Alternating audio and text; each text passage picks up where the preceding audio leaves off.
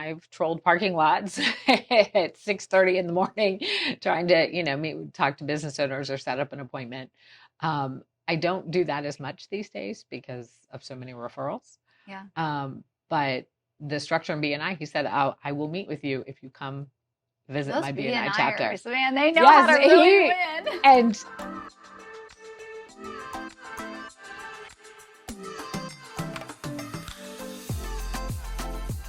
what you learn as a small business owner is you learn what is going to be the best audience for you. Mm. And it turns out, because I did the lead share and I did the chamber events, there were a lot of solopreneurs, which was amazing to get your name out there.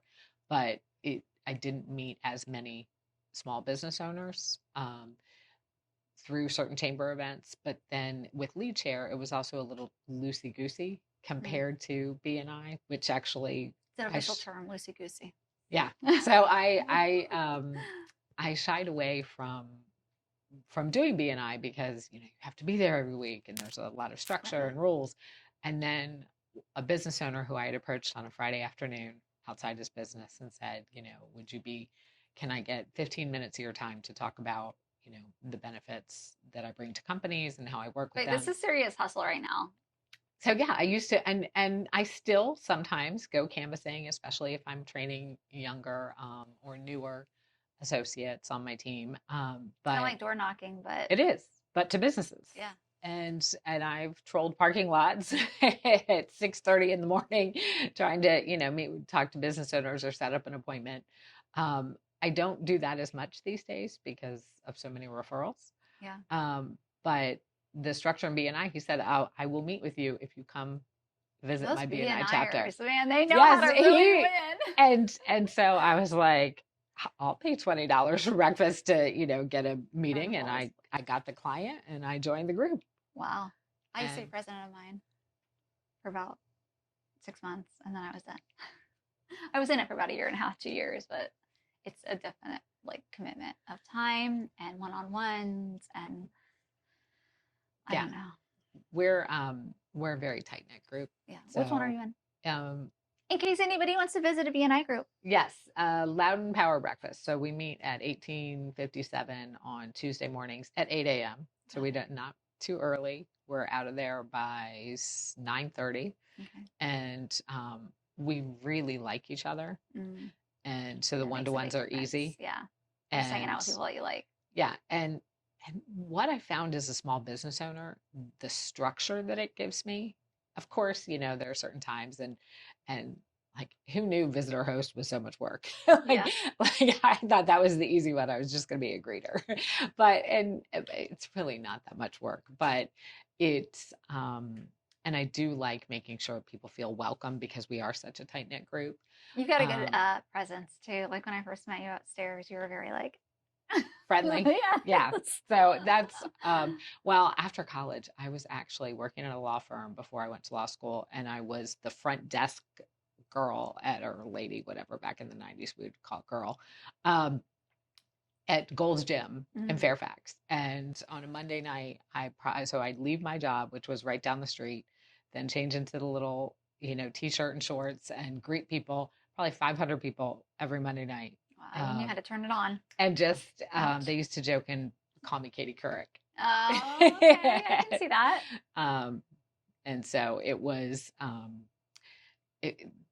with that, I learned how to just approach people and be friendly. Yeah. When you're usually wins at the front. Yeah. And it's just been one of those things that being approachable is important in what I do. And so I want people to feel comfortable. I want people to feel like they can reach out to me, ask me any question. We were talking about how you actually give your clients your phone number and they can call you at any, for the most part. They can call you. You might not necessarily answer at 3 a.m., but yeah. Is that part of that approachability or? I think so. I think people feel like it's a very different approach the way that I take things with my clients and have them reach out. First of all, what do you do? We haven't even talked about that Okay. yet. So, I don't know, about 5 years ago or so, I started KRZ Benefits. It's a voluntary benefits insurance agency.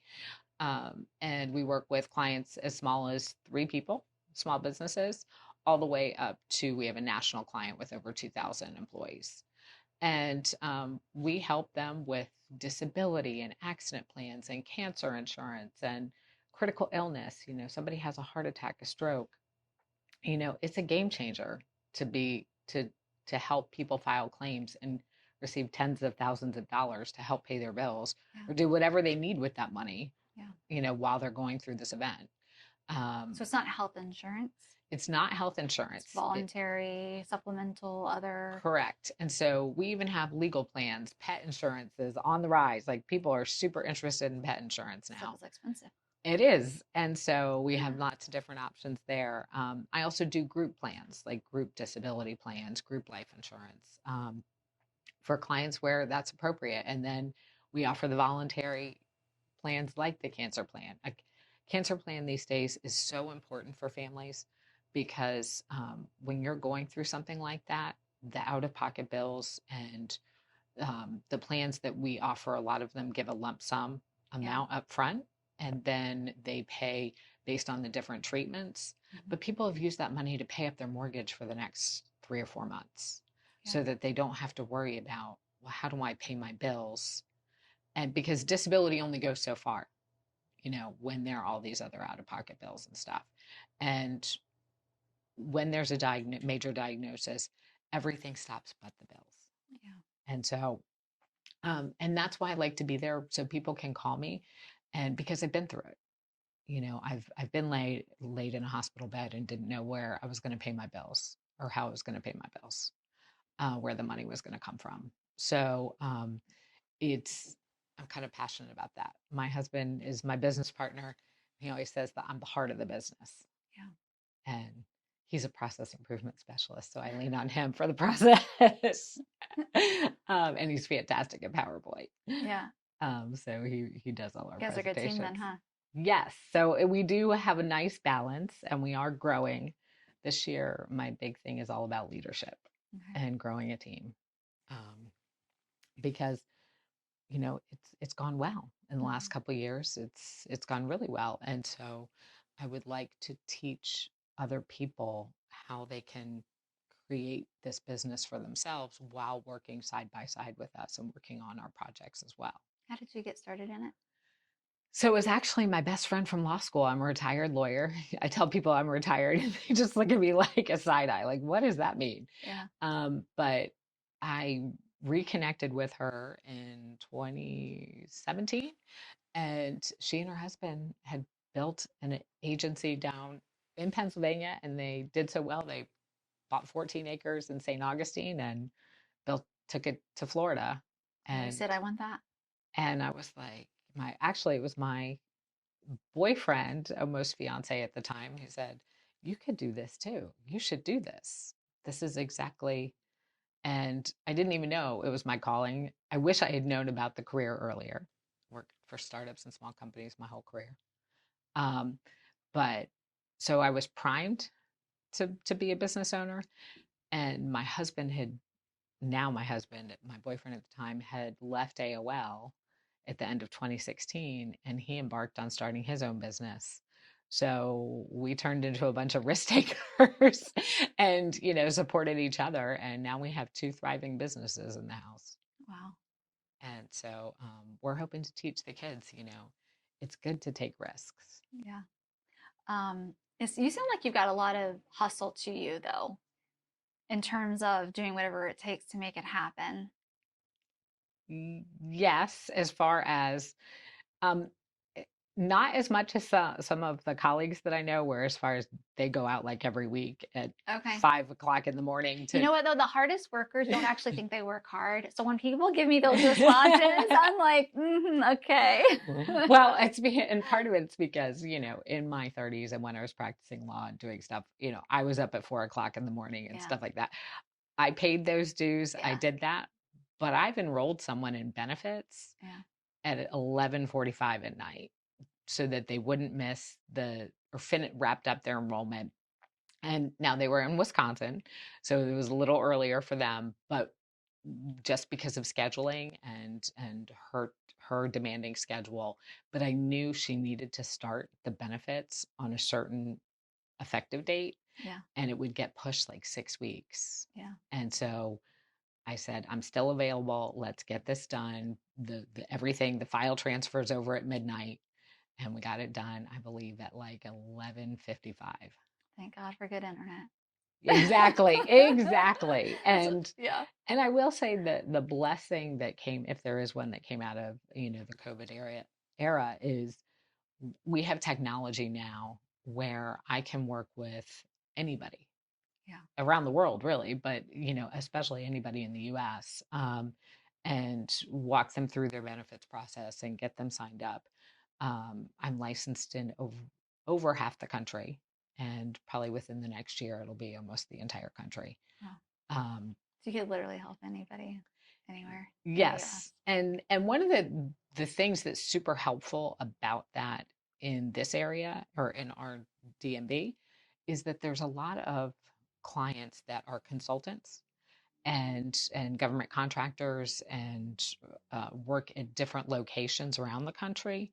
But being able to reach me even for enrollment purposes on the weekend and the evening is super helpful because some of them are on secured sites and I can't go to the office. I can't go talk to people, but they know they can reach me and I can get them signed up in an efficient way for the owners of the company. Yeah. And that's also holds true for even folks in the trades. We can do the presentation or we can do some of the signups on site, but the others can be done when the guys get off at the end of the day or in the late afternoon. They can call me and we can take care of the follow-ups over the phone, or they can get their wife on the phone and we can have a phone call in the evening after the kids go to bed. Yeah. Very flexible.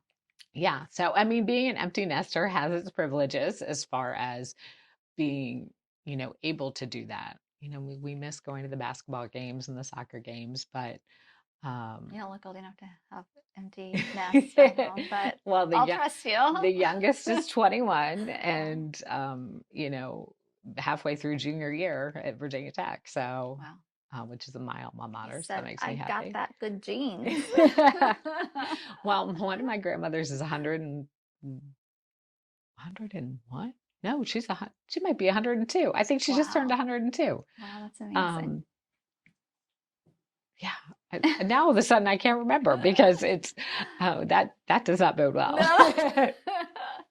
But and my other grandmother lived to 97. Wow. So having a purpose like this, I don't think I'll retire. Yeah. I mean, I'll slow down. And you'll be able to keep going. Right. With what you do and how you deliver it. And right. And I can do it from Florida. I can do it from here.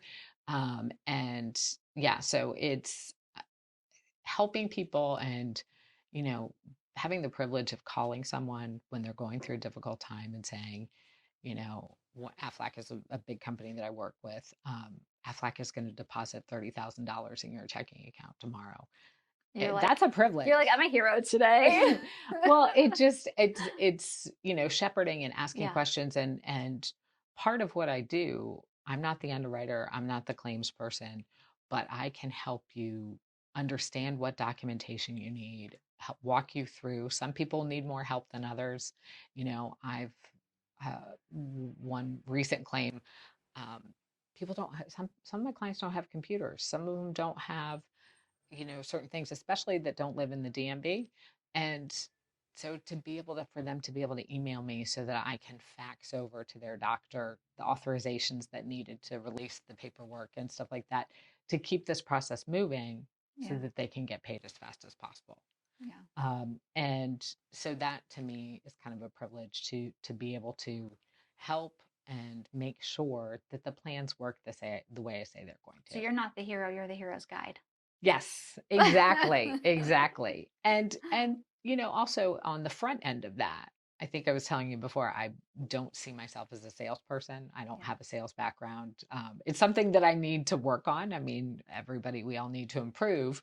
Um, but I see it more of as an advisory role, and it to ask the right questions so that we can help families, manage risk and look at the things that are more likely than not going to happen. To things sometimes happen and people are signed up for a different plan than the actual And that's event. that's the difference between a salesperson and an advisor, though, is the advisor is looking out for your best interests, which sometimes salespeople that aren't quite aligned properly are looking out for their own best interests.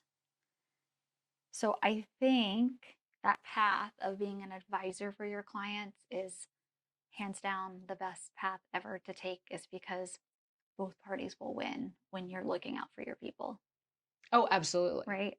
Absolutely. By looking out for not only the business owners that I work with, by advising them on how do we design, and a lot of business owners in the DMV actually pay a portion of this, or they take on, or they pay for a group plan so that people's dollars are freed up to get a family cancer plan, Yeah. because that's one thing that nobody's prepared for, the financial impact of a critical illness or cancer or something like that. We, everybody's the the priorities competing for our dollars Mm-hmm. are so high that it is. You do feel like a little bit of a hero because I'm able to bring in plans that are like $29 a paycheck. So when you couch that against, our other big ticket insurance items like health insurance, car insurance, homeowners insurance, it's like for this, and it comes out pre-tax, and you typically get the money tax free. It's, Yeah. it is a feel good story.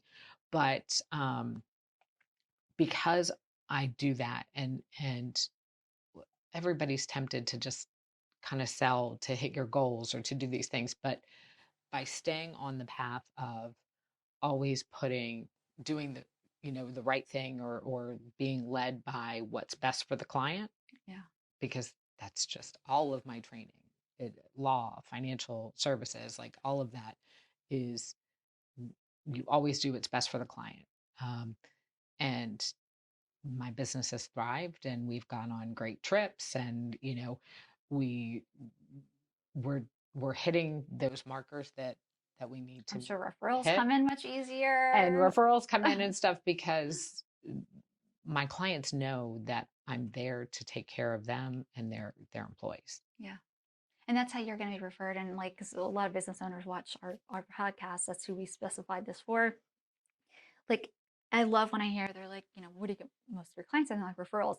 The marketer advertising side of me is like, but you need more than just referrals. But I love, like, that is the best way of growing your business is by referrals, because that means you're doing something right. It's when those referrals dry up, right? Yeah. As a Oh business yeah. owner, you need to Oh look yeah. back and be like, okay, it's not that there's not enough people out there. It's that there's something in my systems, processes, the way I'm doing business that is not conducive for referrals to be Right. created, because they're afraid you might sell to their people rather than serve the person that they're referring. Correct. And one of the other things that we've done is established several broker partnerships with health insurance agencies, and like that, because we really focus on the voluntary side. Mm-hmm. And like I said, a lot of business owners in this area actually will give an employer contribution, Mm-hmm. and pay a certain amount to help reduce the costs of short-term disability, or maybe the company pays for the long term, and then they give the voluntary piece just to cover that first 13 weeks, that window on, and I bring in a carrier like Aflac or one of these other companies that I work with to help fill in that gap. Yeah. um, because companies only have so many, with healthcare costs rising every year, they only have so many dollars. And so if they do a $5 stipend a paycheck, or $10, it offsets that, and employees are encouraged, and they feel like they can pick up maybe more than one plan, Yeah. because their family needs coverage. Like an accident plan is amazing for kids who play sports. I didn't know that was such a thing. 24-hour day coverage for everybody in the family, almost everywhere in the world. And it's typically feels like 20 for a family, between 25 and $29 a paycheck, but that comes out pre-tax. Yeah. But kids sports alone, every trip to the urgent care with an x-ray is $150 back in your pocket. Oh. And there's money for fractures. I've seen moms get $10,000 from that plan tax-free. Yeah. Of course, you don't want it to happen, but when it does happen, right? No, and that's for a broken femur, for a college kid. And if they're hurt in organized sports, you get up to $1,000 a year extra. Oh, wow. So we'll talk about accident plan. They're very helpful. But I mean, I've seen people fall out of bed in the middle of the night and get paid. Yeah. Just for falling out of bed in the middle of the night. Not that we want you to fall out of bed in the middle of the night or break your femur, but if it does happen. But if it does happen, it's, people, it's, I explain to people, it's good for the little things, but it's a really big deal if there's a bad car accident. And there's $50,000 of accidental death life insurance included for the insured, their spouse, and 15 for each child. And you got this stuff memorized. Yeah, so the accident plan, I could sit here and go through the entire list. And some of the features, I mean, it's just a no-brainer. I mean, just driving. And, I have a home office and that works really well, obviously, for all the phone stuff. But I'm in the car a lot because I'm out visiting clients. Yeah. I don't have an office because people don't need to come there because I go to you. Yeah. But with technology, a lot of business owners find it really convenient to hop on a Zoom or a Teams call. And, or we meet at coffee shops, we meet for lunch. My husband and I go to dinner with a lot of business owners, run the business with their spouse. Yeah. So we've built this little network of we go on dinner dates. I'm going to say you hang out with people that you like and you get to build your business. With the business owners. It's like a recruiting piece right there. And so it's really nice. What are 3 things, misconceptions that you wish more business owners knew about your industry? That we're all not there to just sell a bunch of stuff and abandon you. And that, I guess the other thing is that I'm just a phone call away. So in the very beginning, when we're getting stuff set up and we're working hard on rolling out the program, making sure the education piece, everybody really understands what these benefits are. There's a lot of misunderstanding or how they really help people. Mm-hmm. And so we spend a lot of time in that capacity. And I do touches, but I'll be as involved or on your doorstep as much as you want me to be. But I really am just a phone call away. Yeah. If anything happens, and the employees, as I said, I make it known that for them to put my number in their phone so that when something happens, they don't have to go searching for it. Yeah. But I want employers to know that I am there for their employees. So if they don't have it set up that way, and they go to the employer to get my number, then I'm going to get back to their people, right away. Yeah. Within the same day, within 12 to 15 hours, typically. If I can't I pick up my phone in the middle of the day all the time. Yeah. And at night and that type of thing. Sometimes at 6 a.m., but not all the time, so don't expect it. No. Yeah. So, and then I guess lastly is that these benefits really do make a difference. Everybody is always focused on health insurance. Now I do a lot more dental vision for folks, but disability is a game changer. I mean, I didn't have disability. I was out of work for 3 months. I almost died. I had fantastic health insurance. That's not enough anymore. Yeah. And that was 12 years ago. Yeah. Actually, tomorrow. It was, this is about my 12-year anniversary. What happened? I had a ruptured appendix, and it ruptured on a Friday, and they didn't operate till Tuesday. I had gone to a couple of urgent cares, and they didn't figure out what was going on. And so on Monday, I had gone back. I was like, maybe I should go back to the same, my 3rd time to the urgent care. Maybe I should go back to the second one I went to. Yeah. And he touched my abdomen. He's like, you better go to the emergency room. But even at the emergency room, they did not know that it was a ruptured appendix because it had been ruptured for so long. That happens so much, though. There's so many of those stories, specifically with the appendix. Yeah. And so if you have, and people are like, why didn't you go to the emergency room? Like, I just thought I had like a bad flu, IBS, whatever. Yeah. Like, I have no idea why I didn't go.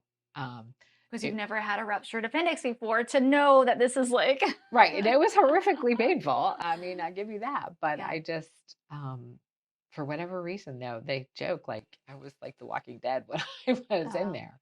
And, but they did exploratory surgery. And that's when they found that it had completely ruptured. It was like gone. And my body was full of poison. Wow. And so I was very grateful. I'm very grateful to be alive. But when after they did the surgery and after there were a little bit of complications, but I started thinking, how, like, when am I going to be able to go back to work? I mean, I had nurses coming to my house. I had a second surgery from a secondary infection, and they took the IV out. I was on IV for a month at home, and they took it out. And 2 days later, I had to go back to work on my feet all day. Oh, wow. And so disability would have given me the option to like be out of work for about another couple weeks to fully recover. Yeah.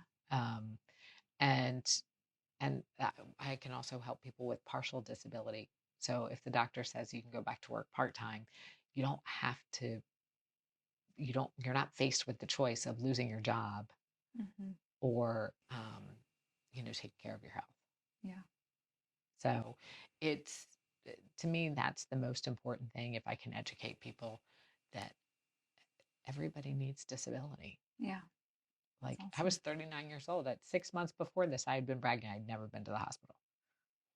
And the universe said, here, hold my cup. Yeah, exactly. And it was to a mentor. And I really shouldn't have said that because he was going in for like a millionth back surgery and he was in his 60s. And I was like, they're just about to turn 40. And like, I'm praying for you, but I've never been to the hospital. Okay, well, I had my experience with that. And so I'm really grateful for good doctors and good nurses, particularly really good nurses. They were a game changer. But it's such a blessing to have people that care about what they do so that they can actually focus in on when stuff like that happens. Because I know how dangerous that can be when your appendix erupts and your body is full of poison, essentially. And it was not an easy recovery. I think I gained like 70 pounds of water weight. And they were really worried because everything was so compromised, they wouldn't give me any medications to take it off. So they said, it'll come off when you go home. So I was losing like 10 pounds a day. It was a crazy run. And then I got the set and I was like, they said, there's a 40% chance you'll get a secondary infection. And I was like, oh, I'm getting like, I'm getting something. And I ended up, some friends came and visited me, and one was a retired nurse, and she's like, look a little bit off today. And lo and behold, that night I was back in the emergency room with a fever of 103. Wow. And so I was like, well, at least we're on the lookout for it. Yeah. But all that said, that's why I think I have some extra compassion for when people are going through something because of that long journey. Yeah. And it was about a 3-month journey. And then the recovery took longer, but as far as being able to get back to work and at least normalizing some, but I never made it back to practicing law. So I mean, it having a major health event like that changes our lives in ways that perspective too, I'm sure, we don't foresee. Yeah. Oh yeah, the gratitude that stayed. I mean, now I'm just like everybody else, where I'm 12 years post the event and my life has changed so much, but the struggle, just the financial struggle over the years, and I was blessed with a supportive family, but at 39, 40 years old, you don't really want to ask your parents for help. Yeah. I mean, I was blessed that I was able to get some help, but I wish that I had had a disability policy with the small company I'd worked for back in the late mid 2000s, because now I advise people you can take that with you. You own this plan. Oh, that's cool. And I went to work for a big company, but I wasn't qualified yet for their disability. Had I kind of kept my own plan, I would have had some coverage. So that's why educating and letting business owners know they can offer this at no cost to the business. Yeah. And very discounted rates and very reasonable rates for the employees. And for some reason, a lot of people just don't know that.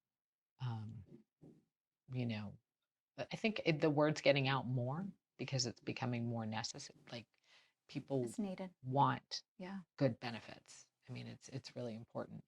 But the beautiful part is that small business, and I've worked for startups and small business my whole life, but small businesses can offer this, and it can be a huge benefit for attraction, retention, for letting employees know that they care. Yeah. Um, so All things. So really quickly though, before we wrap up, who are you as a person? Like today, after everything you went through, after how you, I mean, obviously professionally, you serve small businesses, the employees, the team members. But who are you as a person now, today? I feel like I'm a very blessed person, and grateful, um, and and that's because, and partly because of, I didn't get married till later in life, and I really have an amazing partnership with my husband. Not that we don't have intense business discussions at midnight sometimes, but it's so rewarding, and um, we're all human and we all get tired or something like that. But helping people really, it fills my bucket. Yeah. And I'm just so grateful, and I'm blessed, and I feel like giving back is super important. Um, and so, just whether it's my favorite charities this year, maybe actually doing a little more volunteer work and not just through donations, but just giving my time not only to my clients but to the little bit more to the community, Yeah. is kind of a goal for this year. I love that. And so my last question is, if you give one piece of advice to the world, what would that advice be? It dovetails into what I was just talking about being blessed, is that um, the more blessings that you have, whether it's financial or with family and people who surround you who love you, is that giving that back, sharing that with the world. Like, and it goes back to something that my parents used to say a lot when I was growing up: to whom much is given, much is expected. And I sometimes I feel like we've lost that a little bit, and that um, it, it's such a wonderful feeling. I can't imagine why people, and hopefully people do. And I know that there's a lot of good in the world, and there's a lot of people, especially in Northern Virginia and Loudoun County, who give back a lot. But if everybody does it, we could solve so many problems. I agree. And so that's probably, where I am right now in my life. I just want people to know, and maybe embrace that a little bit more. I love that. Thank you so much for being on the show and sharing pieces. I know not all of it, but pieces of the story.